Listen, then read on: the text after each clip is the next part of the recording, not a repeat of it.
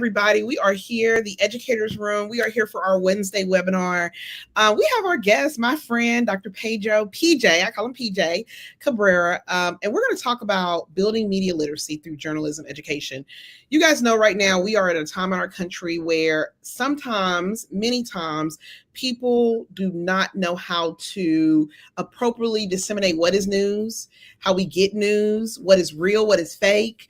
With AI storming all of our social media, I have known people who are very well educated, great people who literally are like, oh, I read this article and I get it. I'm like, I think that's AI, y'all. I don't think that's real. So we wanted to bring Dr. Cabrera on because he is an expert in the field of journalism education. And one of the things that I thought was going to be really, really important for us as we go through these next, this new administration and just moving forward in the advent of AI is, what do we need to know? What do we need to teach our students? What do we need to teach our children about journalism education, building media literacy? Now, before we start, Dr. Cabrera, I read that in Finland, they have a course where they are making students take for them to be able to disseminate between what is real news and what is fake news. Now, here in America, we do not have that. We are broadcasting from Atlanta. I'm broadcasting from Atlanta. Dr. Cabrera is in Texas. But I read that and I was like, oh my God, like some countries are taking this seriously. So before we go any further, Dr. Cabrera, please give us your background, all those good things, and then we're going to jump right in. Thank you. This is the second webinar we've done together. So we were actually talking offline before we got here about where we were years ago and where we're at now, and reflecting on our paths in our career. So born and raised in San Antonio, Texas. I went to Texas State University where I got my bachelor's in communication studies. And then I went to Sam Houston State University where I got my master's in communication studies. The big chunk of my career, I taught middle school for 2 years, and the big chunk of my career was teaching high school for about 9 years. And I was the journalism advisor at Judson High School in Converse, Texas. I went to Central Office Administration, and now I've kind of grown to be a professor of communication and journalism. My doctoral degree is in educational leadership, and my dissertation focused on journalism education and media literacy, and how do we teach students proper journalism skills. So that's a lot of my background. Currently, my focus is on media literacy and continuing to advance journalism education, not only in the higher ed level and the high school level, but also across the country in a lot of the associations that I work for. So this is kind of not only my bread and butter, but when I was in high school, which you can see behind me over there, when I was in high school, I was a newspaper kid. So I got my first article ever published in the San Antonio Express News, and I frame it and it's right there. So again, a constantly reminder of where I've been and where I'm at now. So I see the importance of ensuring that we are teaching students just good media literacy skills. But like you said, now I think we're at I don't want to say a crossroads, but we're at a time where media literacy and people's lack thereof is affecting the way that people vote. It's affecting the way that people think. So at some point we'll get into that. And that's why I think media literacy is more important now than ever before. That, it's so interesting. We didn't talk about this. I was also a newspaper kid. So really? Oh. If I can move away, I'm going to find my old newspaper articles and show you. In high school, we had a student-led paper, and it was so awesome because we wrote about all things political. This was in the 90s, guys. We wrote about all things political. We wrote about things happening in the schools, and I vividly remember getting in trouble because I wrote an editorial about how boring the pep rallies were. And I talked about the cheerleaders. It wasn't bad, but I was just like, like they need to do something different. And all the cheerleaders were mad at me. Well, one thing, go ahead, continue. No, go ahead. Go ahead. One thing that I think is incredibly important to note that a lot of people don't realize is that there is a court case called Hazelwood. And in that court case, it basically said that a school administration has what's called prior review and prior restraint over school publications. Mm-hmm. So in certain states like yours, if the school administration wanted to, they could pull student press from whatever publication you're doing, you're making. So that's probably why you got in trouble, because at some point the principal said, no, this is not going to run. And that inhibits a lot of student free press. Now, there's a lot of schools, a lot of states across the country that have said this is wrong and have passed what's called New Voices laws. And those New Voices laws basically say whatever the student produce is what's the voice of the students. So it is very important that a lot of people understand, and that's part of media literacy, that the rights of student press in Texas are vastly different than the rights of student press in California. Therefore, the pedagogy is different, the quality of education is different, and the content that the students are producing is different. Yeah, it's interesting you said that, because I have always said that my time and if you're just coming, we have somebody from Argentina, Eleonora, we have Shannon from Trinidad and Tobago. Keep posting where you guys are from. I keep telling people my time on the newspaper, I think I got on the newspaper probably sophomore year. It changed how I digested the news. It changed how I voiced my opinion. It made me very strong in like being very convicted on what I felt, right?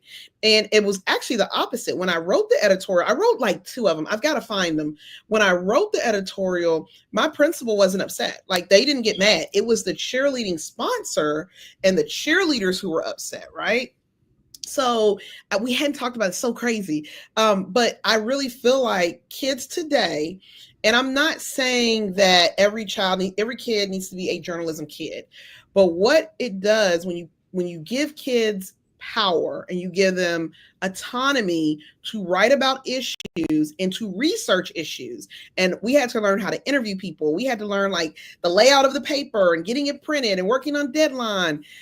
It changed how I saw education. So I'm always like, I'm telling parents, put them in debate, put them in this, because it just helps kids be thinkers. And I think a lot of teachers can probably attest to that. We're now living in a post-COVID world, and COVID just jolted public education. So now we're having students that we have to teach them how to speak to people. We have to teach them just the basic fundamental liberal arts stuff, but also just basic fundamental people stuff. And a lot of those people stuff you learn in a journalism education classroom. You learn in a newsroom. You learn how to talk to people. You learn how to ask open-ended questions. You learn how to research. You learn how to do all of these things that happen in journalism classrooms. But one thing that we may talk about at some point too is, how do we develop some sort of cross curriculum education when it comes to media literacy? You have to learn how to talk to somebody in a science classroom or in a math classroom or whatever. You have to learn how to write, and write well, and write in different formats in an English classroom. So a lot of the stuff that is taught in media classrooms can be translated into many other disciplines. So I love that you said that and how it affected you. And now we're having students that, especially in my journalism classes or my former journalism classes, that will tell me, Cabrera, I don't watch the news, but now I do because you make me watch the news. And that's just not a journalism thing. I just want you to be informed. Just be an informed citizen, whether you're in a journalism classroom or not. Just know what's going on around you. And that's important for not only just journalism classes, but any other discipline. Absolutely. We have Josephine from Cannon-Day, Arizona. I know it's hot there. One of the things, it's so interesting because we talked about this and you talked about your start. Because we're all teachers and you've been a teacher, and this is a space for teachers. Talk to us about how you got into being a journalism teacher. Many times today, depending on where you are, I don't even know if that's an option for a lot of teachers. Like, I want to get into journalism. I want to teach that. Like, how did you get into it? What was your path? Let's talk about that for a little bit. So I remember that my best friend in high school needed to take an elective.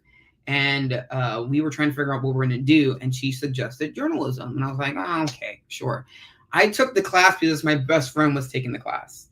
I did not know at that time, because nobody knows anything when they're 14, that class was going to completely change my life.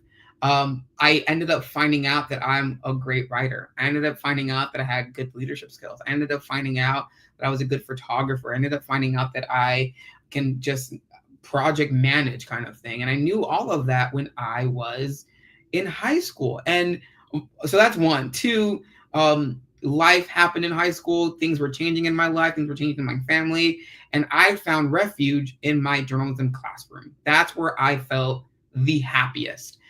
So when I graduated, I kind of wanted my path to go a different way. And I realized that the discipline that I suggested for myself my freshman year of college just wasn't going to do it. What made me happy, what made me feel fulfilled was journalism. So, like many people, I changed my degree and decided to go to focus on comm and journalism, and that's what I did for my bachelor's. I ended up at that time it was really hard to find teaching jobs, so I took the first job that I could get, which made me move to Houston, and I was there for 2 years. I eventually moved back to San Antonio, and because I wanted to teach at a high school. I was there for about a year, and my principal came up to me and said, "Hey, we want to start a journalism program here." At that time, the yearbook was a mess. They didn't have a school newspaper. My principal was a bit of a visionary in the sense that he knew what the value of journalism was. We were a 6A high school. It's massive. We need a yearbook. We need a good yearbook. But advising a good yearbook means to also kind of advise a newspaper to just do all things journalism. So he put me in that position, and I eventually grew. I developed the program based on what I knew as a student. I didn't realize a lot of the stuff that my advisor did when I was a student. I had to be the financial person for our program. I had to be the cheerleader for the program. I had to be everything for not just the yearbook, but also the new newspaper that I was starting. And then I also knew that in 2014, 2015, in order to have a thriving newspaper, we had to have social media platforms. So we slowly became, it sounds a little pompous, but we slowly became the standard journalism program in San Antonio and one of the standards in Texas, because we had a thriving yearbook. We had a thriving newspaper. I think we had 6 social media platforms that reached about 15,000 viewers. We became the news source for our community. So when we talk about hyper-local journalism, hyper-local news stories that are coming out of our communities, there are a bunch of fantastic journalism programs, not only across Texas, but across the country, that are telling the stories of their communities. But also, like you said, not many have them because for whatever reason, there may be multiple reasons. I mean, I don't want to assume anything, but it's rare to have a good, thriving journalism program. But the power that a good journalism program can do for a high school, let alone a community, is insane, and that's what we ended up being. Judson Journalism was the bee's knees of journalism programs in this area. I've seen you in action, and guys, if you look up, I'm sure the journalism program is still going strong. Judson High School in San Antonio, Texas. It really, I mean, you guys winning awards. I mean, the kids were just like so motivated. And I wasn't a kid in high school that was super excited about school, but journalism, I was like, oh, this is great. We were able to leave class and go interview people and, what's going on and what can we talk about? It really motivated me. So let's talk about media literacy. And guys, we're getting this because on the Educators Room, and I'm going to put a link in the comments, we published a white paper by Dr. Cabrera about a month ago, maybe? Yeah, about a month ago, where we talked about media literacy should be required in K-12 classrooms. And it's a really good paper. Not saying that because the Educators Room, and that's my baby, but it's a really good paper because it really builds the case on why this should be required for all students. So for us to all have the same understanding, what is your definition, your working definition of media literacy? And why do you say that it should be required? Because, with the requirement, People want money because it's going to say, I need this. What is your working definition of media literacy and what kids should know? So I will promote that the National Association of Media Literacy Education has the bee's knees of definition. Is the ability to access, analyze, evaluate, create, and act using all forms of communication. And I think that when people think of media, they have this idea that it's just news media, and that's not necessarily the case. When you think about media, we have to talk about books, newspapers, magazines, television, film, social media, video games, strategic communication. So it's important for us to be able to teach students to, again, access the news, access good quality television. We have to be able to teach students to analyze social media platforms, to analyze content that they're getting. We have to be able to teach students how to evaluate that what they're seeing is accurate. And we'll get into AI in just a second. We have to teach students how to create good content and not just put BS on the internet. And we have to teach students how to act, that once they get said information, once they get said media, what do they do with it? And that's a very large thing that you can't just teach in a lesson.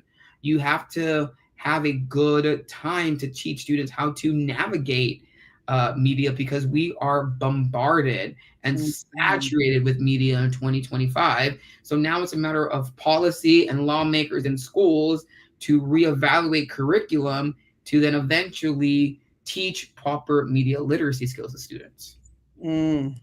I like how you said that, because for some people, we have entered a era in education where I don't, is it right or left? What you're saying is like kids to be able to read something and say, this isn't accurate. This is not accurate. This is not true. This is the truth, right? Now, when we talk about K-12 required media literacy, what does it look like? K2, 3, 5, 6, 8, 9, 12. Are you talking about it for all, for some? Give us a little bit more on that. So I think in terms of analysis, that's something that can happen on the on the high school level, to teach students how to analyze media. But we have to teach students maybe at the elementary level that of all the forms of media that they're receiving, that how to navigate a cell phone, because we know kids are having cell phones really early. At the middle school level, we can teach them about the impact of television or impact of film and why it's a big deal. And then as we get into the high school level, just be more analytical about everything. But that takes policy making, curriculum changing, resources. But I think we need to make those changes. Similar to what you said earlier, you have countries that are making those changes because they see the problem. There is a problem. We have a problem, and we need to fix it in our schools. And it's up to education leaders and education advocates and policymakers to bring in the advocates and people who are experts in the field to then create that and apply that to our schools at every level. Yeah, I love it. In your paper, you talk about a story. The young lady's name is Alicia Ortiz. Alicia. Is it Alicia or Alicia? I think it's Alicia. Alicia Ortiz. She's a student who ultimately graduated without basic literacy skills. Talk to us about how, why did you choose to open with this narrative?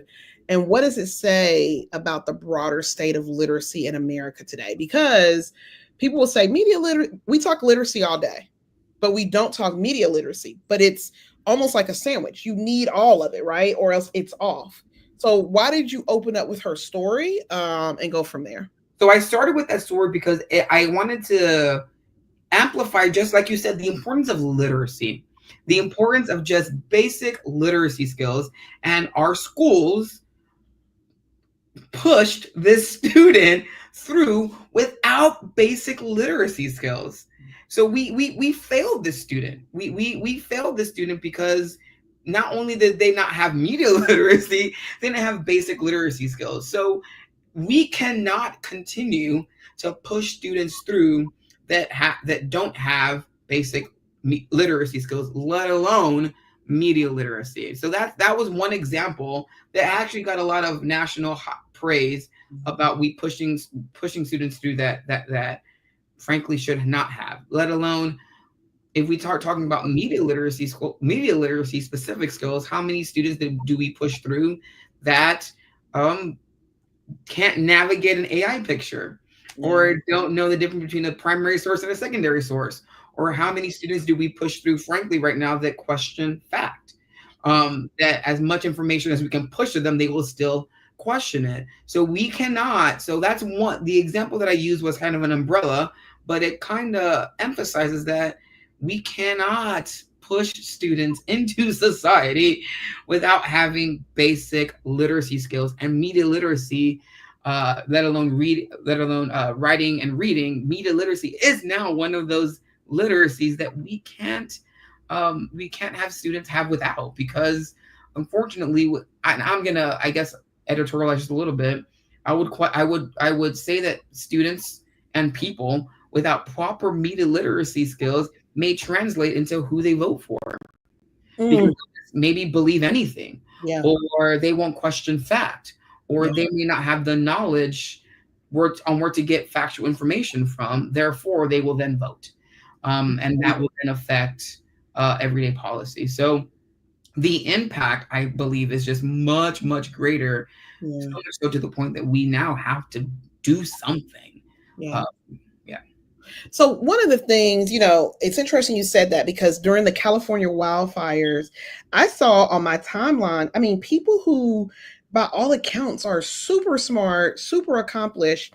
I've seen them sharing, manipulated wildfire images, deep fakes. I just watched a story today on the news where an elderly couple, somebody took some deep fakes and emulated their daughter's voice and conned them out of a lot of money. How urgent is it for students to be trained in recognizing this? And right now, 2025, are we prepared to do this? I don't think we are prepared, because where that, I don't say backstory, but another example is right now in Texas, we're dealing with some massive floods, and there is a picture that was being shared of Blake Shelton and Luke Bryan in a boat in a river, and the caption was them trying to help the rescue efforts. And that was shared by former colleagues of mine. So when I say that we're not prepared, just similar to what you're saying, we have educated people sharing AI pictures, sharing pictures that are not accurate. And if highly educated people are not recognizing themselves, it's going to be really difficult for us to teach students how for them to recognize it. We need to get to a point, and I think legislation and policy has to match technology, and I don't think we're there yet. I think technology is moving way too fast for government or people to keep up with, and it's eventually affecting our students and affecting the content that's being put out. An easy way to tell people to fix it is like, if it looks AI, it's probably AI. So then don't share it. Don't add fuel to the fire. Part of the issue with that is that AI pictures are becoming more and more real. Like, you can really tell when an AI picture is an AI picture, but I'm also trained in media literacy, so not everybody is trained to do that. I think it's just one of those things that it's becoming imperative for us to teach students how to recognize what an AI picture is. But so much so that you have a tragedy and somebody can just go to an AI generator and say, create a picture of said tragedy, and then put Luke Bryan and Blake Shelton into it, and pops out the picture, puts it on social media, which is the vehicle, and ends up becoming seen by millions and millions of people in a short period of time.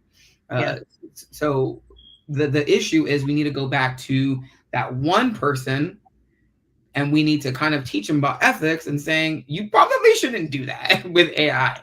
But again, technology is moving too fast. There's no policy in place to give said person any sort of consequence, and now we are in a bit of a wild, wild west. Yeah. Guys, if you just joining us, we are here with Dr. Cabrera. We see you, Dion from Guyana. We are talking about K-12 required media literacy. I have been putting into the chat the white paper that he authored about a month ago for us. It is a really good read, really good research around the need. So if you haven't, please download it. Please share this video if you have a friend. If you have a friend who you know right now shares a lot of AI or a lot of fake news, or maybe they watch a news channel that we know is not going to give us all of our give us accurate news. Share this with them. Share this with parents. Share this with people who need this, because what we're saying in this is that we have a problem and there's a solution. Now, I want to talk about this because you've already said that media literacy needs to be across all subject areas. This is not just the journalism teacher. This is not just the social studies teacher, the English teacher. It's across all areas, right? There's integration. But I want to talk about, if we do this strategy, if we say, you know what, we really, as a school, as a district, we really want to target media literacy. We know that student journalism really requires trust, right? Editorial freedom and time. And so you might have an administrator right now who's watching this and saying, this sounds great, but I have standardized testing. And if my kids don't make this score, I'm going to be without a job. How do schools balance it? Because I have an answer for that, but I'd love to hear your expert opinion on what we need to do to make that a reality. And do you need more money to do it? Is this a money thing? I say that's a very loaded question, because I always told my principal I never wanted his job, and I always did everything possible to stay off my principal's plate, to just do my own thing. But also at the same time, there's a level of trust that is built with administration and with their teachers, that especially media teachers, to allow them to do the work. In terms of putting media literacy. So the big answer is yes, but there's multiple different lanes there. Can we incorporate this into other classes? Yes. In English classes, we can teach students how, in terms of different forms of writing. In journalism, there is a writing style called AP, so Associated Press style writing. And that's just a different form of writing rather than your traditional essay style writing or narrative style writing.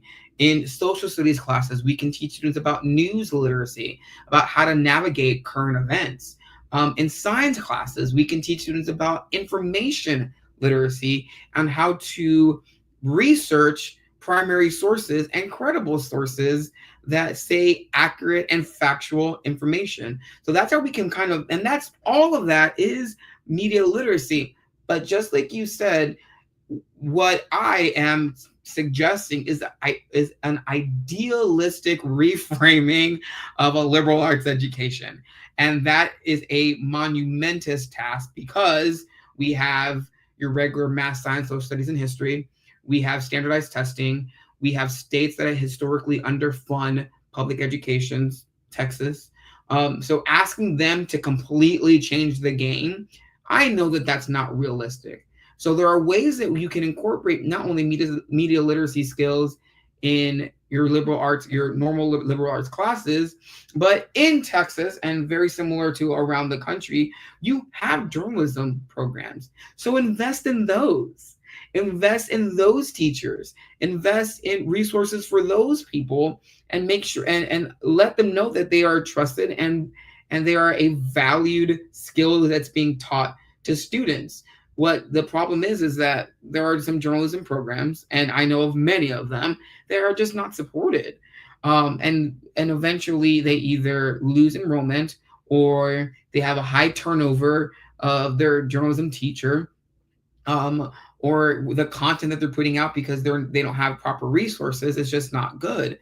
So there are ways to do it within the confines of what you already have. But what I'm very aware, what I'm asking is a Herculean task. What was your suggestion? Like, what would you say would be the fix to that? I mean, for me, coming from two lenses, right? every school has not an English class. It's like an English support class, right? You have a class that's like support. It's to give kids more literacy skills. It's like maybe a writing class. It might be. I think it's our responsibility to sit down and say, every school, because we know independent journalism is dying, every school or at least in the district, you need to have a newspaper. And those classes where we know that usually they're test prep, you're trying to get kids ready for this test, this state testing. Make it so that kids are putting out a product, and the product can be the newspaper. I know that now people don't get physical newspapers, right? But you can do an online newspaper. You can do I don't want to say a gossip blog. It's not what I mean, but like a Substack, right? You can do different ways to how it looks. And to me, it's not about more money. It's about allocating your needs, right? Yeah. So I already have a teacher who I know is going to teach this. I already know that there are tons of information online, tons of resources on how to do it. We've got to push it because we are graduating children who are not media competent. Yes, they can get on YouTube. Yes, they can stream, but they really and truly believe all the things they hear on the internet. And it's disheartening because they're not critical thinkers. And I am worried about them when they graduate, that they are going to be able to make decisions based on facts and not feelings or what they've been told. When I took over the journalism program, I remember I was already in there 3 years over the program. We were doing great. I remember telling my principal that I wanted to start a physical newspaper. Like, I needed resources for a physical newspaper.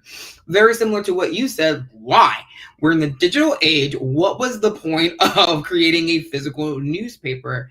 And how many times would it come out and all this other stuff? And I budgeted for 4 times a year, 3,000 copies. Why would I want to do that? Project-based learning. Those students put a product together from top to bottom by themselves. I just basically made sure that it was grammatically correct and everything was great. When you have a group of high school students working together in 3 weeks to write, photograph, edit, assemble a school newspaper, and eventually pass it out to students, again, project-based learning, but the pride that they have in giving people out their homework and then teaching them about having thick skills that they're going to be criticized, so learn how to take some criticism, but also teaching them the power of a newspaper. What was the purpose of it? We were spreading information. We were informing our community. It was incredibly impactful. And I completely understand that not many people want to put resources in something that is a dying medium. And I completely get it. The newspaper, physical newspaper may be dying, but newspapers in terms of the organization, in terms of the purpose, are not going away. They're just changing. So I taught them how to create a newspaper, but also how to run the supplement, which was a social media platform, how to create content for the social media platform. There was a way just to get them to have ownership in their work and be able to be more civically engaged with their community, that when they would go around campus, oh, you're Jack Johnson from The Fuel. Yes, that's me. And people would read their stuff. People would follow them on social media. We created an entire media organization that was owned by those students and that work. So it's not just, we talk about a dying medium. It's, you're creating an organization where students are creating their work. If you guys don't know, there's this organization called Press Pass NYC, and Press Pass NYC sees the fundamental reason why we should have newspapers in our schools, and they are making sure that the money is matching what their mouth is, especially in New York City, and are investing in journalism programs across New York City to ensure that those schools have student newspapers, because it's incredibly invaluable to the community. And then I'll put my admin hat on. And if you're an administrator and you're worried about getting information out to your community or spreading culture on your campus, go nowhere else but your school newspaper and your school journalism program. Because you want content out to your community, get the journalism kids to do it. They will spread the information out. You want to get a message out to your students, be interviewed by the editor-in-chief. So there are so many ways that administrators can utilize a journalism program if done correctly. I love all that. And I feel like, all of these things are great things because it's really talking about being intentional and being the place where people are going to get the information about the school, about what we have going on, but also about the outside world. Now, you spoke a little bit about California because California has let me read my notes, make sure I get it right. It's a model state requiring media literacy. So talk to us, how did California get that? And what is needed? Like, we talk about it from a school level, we talk about it from a county level, we talk about it from a state level, but like, how did California get there? I think similar to what you were saying, what was the country that you mentioned earlier? Talking about Finland. I think California saw what Finland saw and said, nope, we need to revamp some of our education, and we need to ensure that students are leaving with proper media literacy skills, and implemented that requirement into their curriculum. They saw what was needed and changed their curriculum. That's the Herculean task that I'm suggesting. But that involves people and politicians who are one maybe stuck in their ways, and then two, not realizing that education is also important, that there needs to be some change there. So I think that they saw the rise of fake news. I think that they saw a students' lack of media literacy skills. I think that they saw the impact that giving phones out to students early in life had. So there are I think that they saw the issue and they fixed it. When you look at states across the country and you look at where they rank in terms of quality of education, a lot of the forward-thinking states like California are ranked higher because they invest not only in their curriculum, but they invest in their schools. And I think a lot of other states should follow California's path and ensuring that I don't care how you think, I don't care who you vote for, but I want you to think accurately, fairly, and unbiasedly. And California said, let's put our money where our mouth is and let's change the policy. I love that. And I think that, I'm trying to remember in high school, I think Newt Gingrich was running for president. We did like a whole feature on like how you would vote. It was fun. Like, it was fun to do it. It was fun to educate my colleagues, my classmates, about what was happening and why you need to watch the debate and, those things. So you talk a little bit about some of the challenges and the catalyst, right? So let's talk AI, because there are going to be people on here right now who are going to say, you know what? Kids can go online and they can write something in AI and we wouldn't even know they didn't write it. So we know that's a challenge. How can schools teach students to use AI ethically and critically within a media literacy framework? Or is that a no? How can we do that? So the initial answer that I had to that was, frankly, I don't know. And I say that because AI is moving so fast to the point where policy is not matching it. Schools are not matching it. I have, as a college professor, have kind of turned back to good old Blue Book, good old doing things in class, because my job is to teach. My job is to, and if that means to go to incorporate minimal technology into my classes, then so be it, because I want my students to learn. At the same time, AI is one of those things that's not going away. It's gonna be here. So we have to teach students how to use it ethically, how to use it in a way that is beneficial to them, not necessarily as a crutch to them. Because it's so new, it's really difficult. I'm finding difficulty in how do I do it effectively, so and that they still learn it and they don't that they still learn and they still want to take me as a class. Meaning, I don't want the kid to go around saying, "Oh my God, you're going to be in Cabrera's class. He's archaic," right? Because I'm making them learn. I want them, and we're told over and over again to incorporate technology in our classes. So again, the answer is I don't know, and I'm trying to navigate that myself. I'm trying to navigate how to use AI ethically and not as a crutch, how to teach students to use AI, but also to teach teach students how to use AI ethically, but also to teach students, and not use it as a crutch. That is a large conversation that our community needs to have, because I don't think that there's enough being done by education institutions to limit the amount of crutches that students use. That's really good. And you know, I appreciate that because AI is moving so fast, like legislation can't keep up. So as teachers, we can have some tools, but many of us don't know.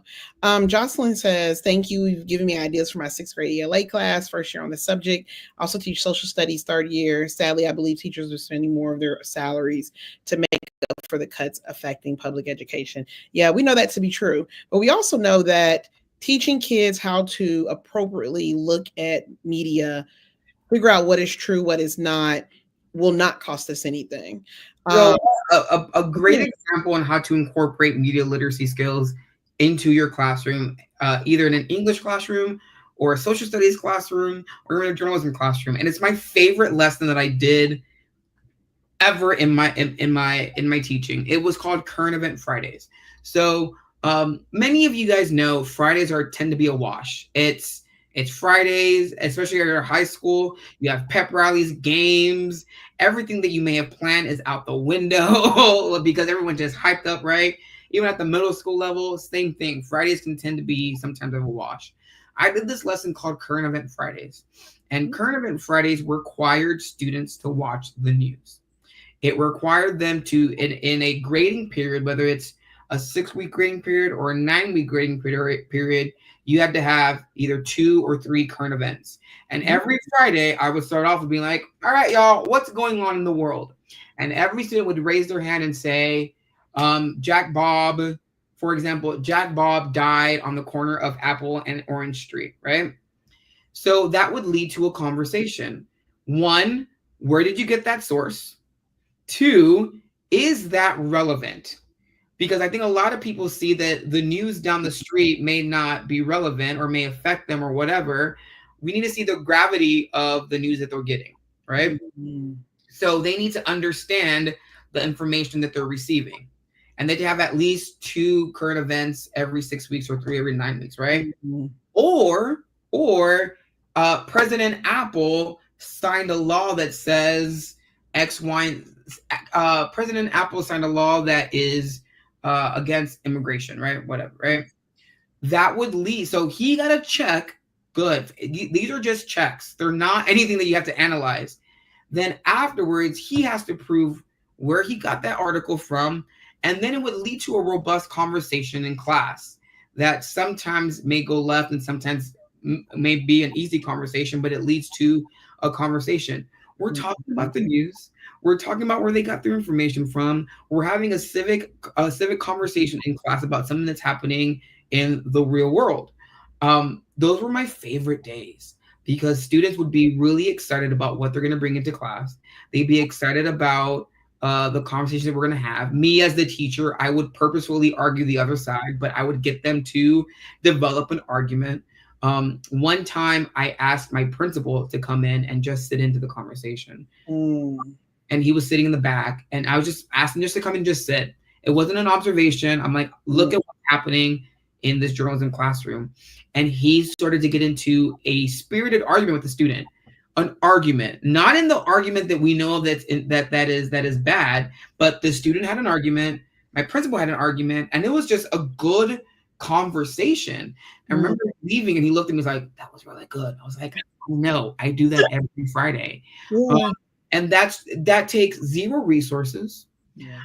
Takes zero grading, just a check. Each student need to have, depending on your grading cycle. It makes students become more news literate. It makes them become more information literate. It allows them to have conversations in a controlled situation.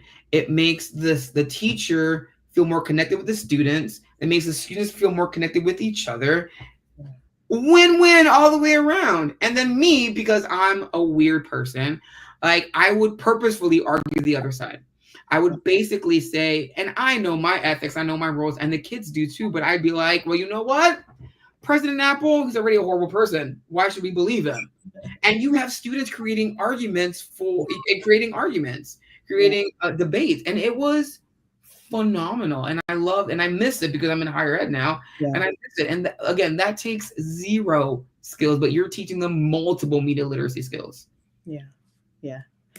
And, it's one of those things that I think it's so important. And hey, Miley, she says students feel connected, authentic learning. Josephine says very helpful. Thank you.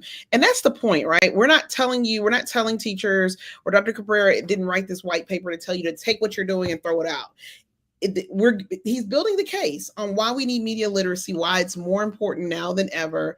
And he's also saying, you know what? Here are some ways that you can do it that are manageable and doesn't feel like that I need to revamp everything that I need to do. Now, when I was in the classroom, I'm gonna revamp everything because every year I'm trying to figure out what I can do differently. We're both A-type personalities, so I get it. Yeah.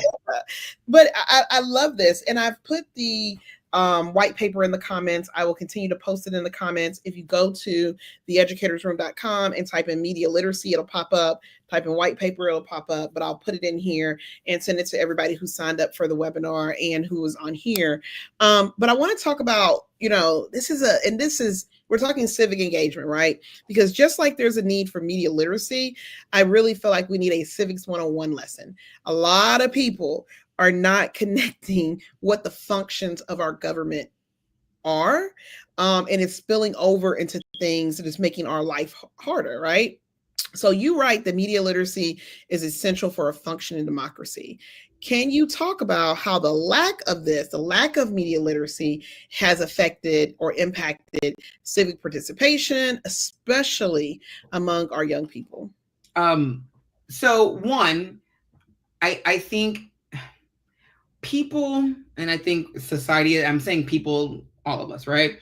We've gotten to the point where we are comfortable questioning truth. Meaning, if I say, this is a cup, it's orange inside, right? It's fact. That's what it is. But we've gotten to the point where people are just like, is that really a cup? And you may think it's orange, but I don't think it's orange. So we have people questioning fact. And so that's one of the reasons that I think that we're becoming so that it's affecting our civic engagement. The second thing is what's happening is schools are I want to say schools, but media is creating echo chambers, meaning you're only going to go get information from a source that believes what you believe, whether it's right or wrong. And it's going to constantly justify that belief over and over and over again. So if you, I don't know, if you believe that humans have 10 toes, 8 toes, right? You're going to find a group online that fully believes that humans have 8 toes. Even though fact says humans have 10 toes, there's a group online somewhere that is going to constantly justify that, and eventually you're going to believe that as true. So we are questioning fact. We are creating echo chambers that constantly question people's ethics and morals as it question people's ethics and morals. Therefore, that leads to the way that they go out and vote. I'm going to kind of bring in a real world situation, right? We're told to be unbiased, but this is one of those things where I think we need to be a little bit biased about. There is a location in Florida where immigrants are being sent during hurricane season that is surrounded by alligators, right? I would hope that we can all agree that that is ethically and morally wrong, right? But let's go back to what I just said. People are questioning truth.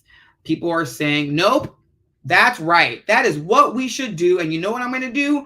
I'm going to take a picture right by the sign because this is what we should be doing as a country. No, we shouldn't.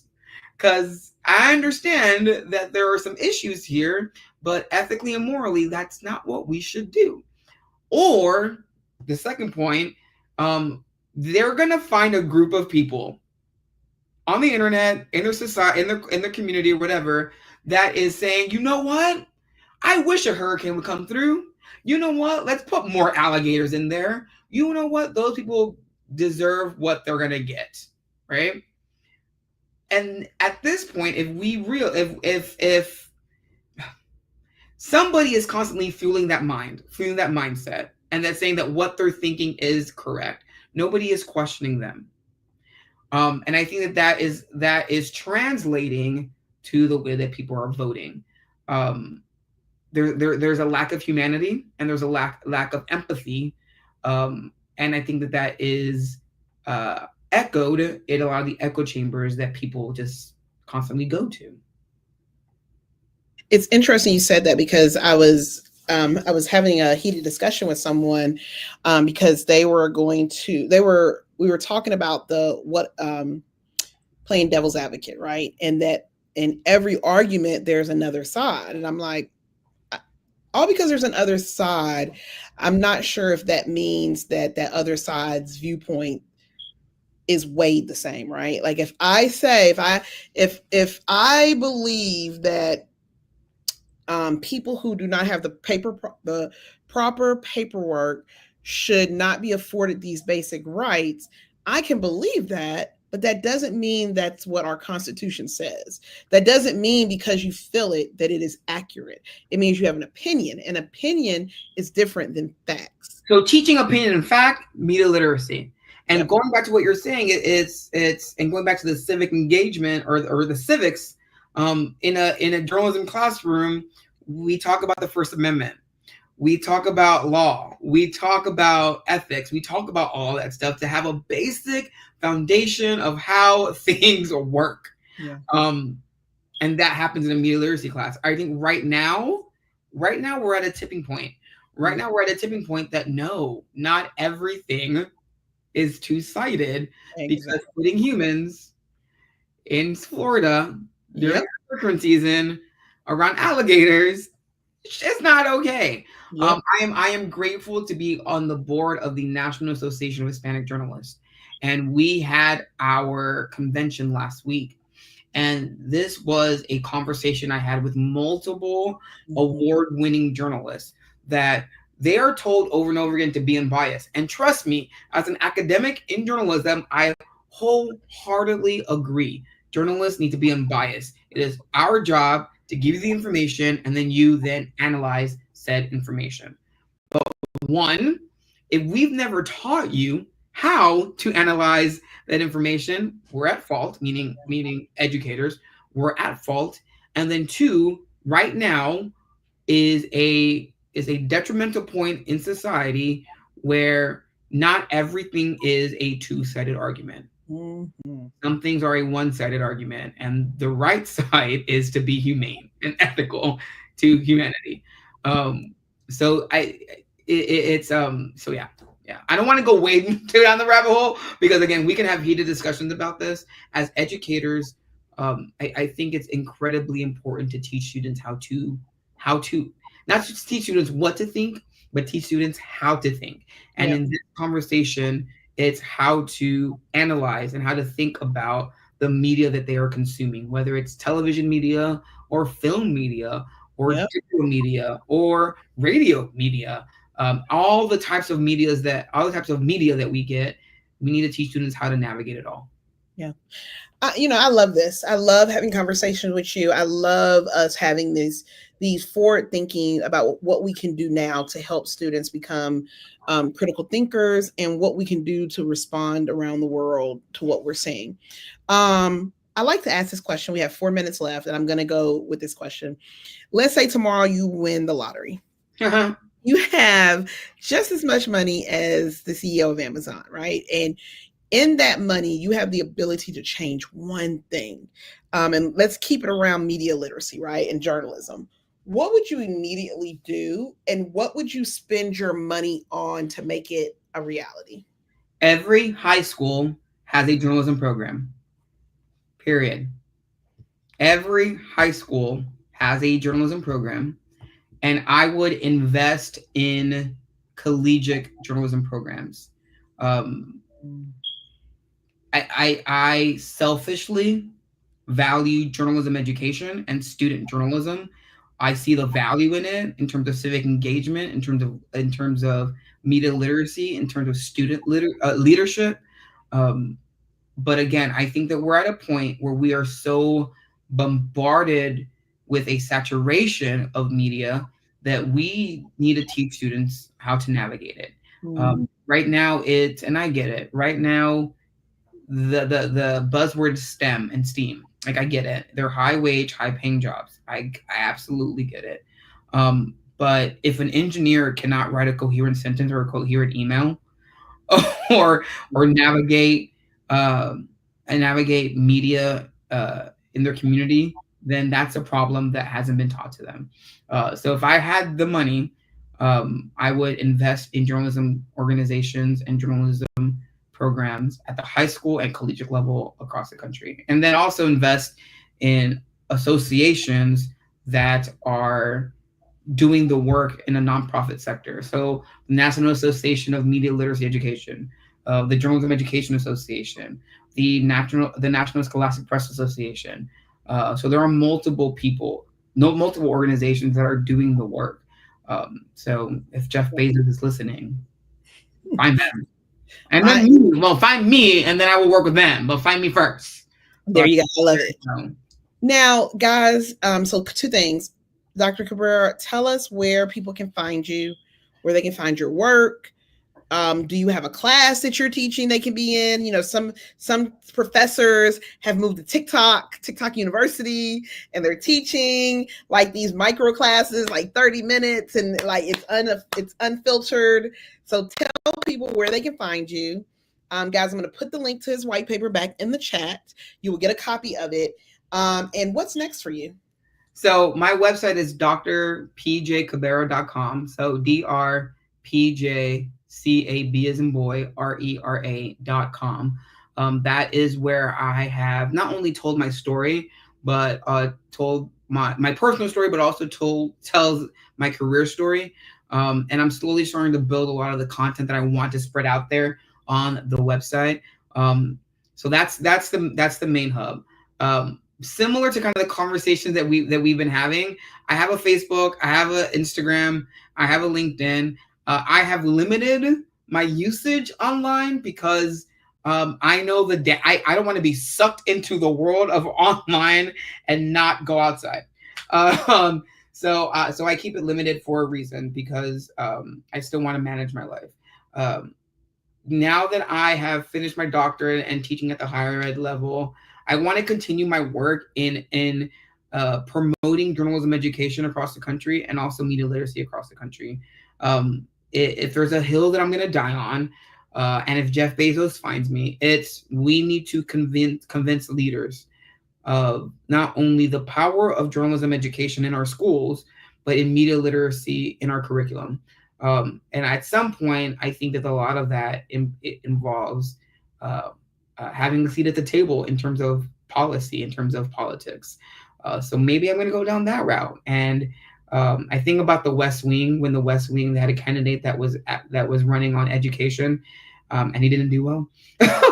But I genuinely think that public education is something to fight for, and that's where I'm going to kind of stick my flag in. I love it. Thank you, Dr. Cabrera. This is Ooh, I appreciate this so much. Listen, we love talking to you guys. He told you how to get in contact with him. We will be putting his white paper, sending it out to all, even if you weren't able to be here today live, we will send it to everybody who signed up. We will repost it on all our social media platforms, theeducatorsroom.com. Lead us out in like one thing. Well, like the hope. What's the hope? Ooh, the hope. There is, and it's something that I talked about when at the convention last week.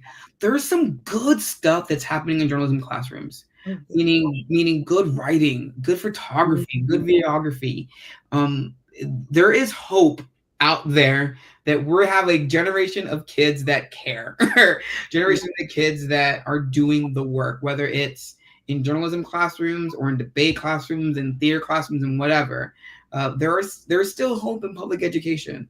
And right now we're getting attacked, and I feel it just as much as everybody else does. But I still firmly believe that the vast majority of the middle, because if you look at the bell curve, vast majority are in the middle. The vast majority of the people in the middle still believe in a quality public education. Thank you so much. Guys, we are out of here. Please join us next week. We are going to be talking about mental health with teachers and what we can do as we rev back up into the new year. Dr. PJ, thank you so much. Thank you. Thank you. Thank you so much. Have a good one, guys. Bye.